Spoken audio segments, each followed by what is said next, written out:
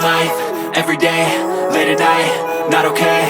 All I want, and I pray, all I need are some better days. Fuck me, I'm looking in the mirror, so foggy, but I've never seen clearer. I don't really think anyone can save me, and honestly I'm not really sure I want saving. I like to be my own worst enemy. There's no risk if you don't try at anything, so I'ma just keep buying everything. See you in the next life, have to be a better me. I don't think that my head's on straight, gotta flip it and grip it and go and get an x-ray. What's wrong with me? I just feel weight pushing on my chest and it squeezes till I suffocate. Better change my mindset, meditate. It's pretty cool that I'm alive and have better days. I could walk, see, hear, I should celebrate. Think I could change my mind, maybe elevate. Living life, everyday, late at night, not okay. All I want, and I pray, all I need are some better days.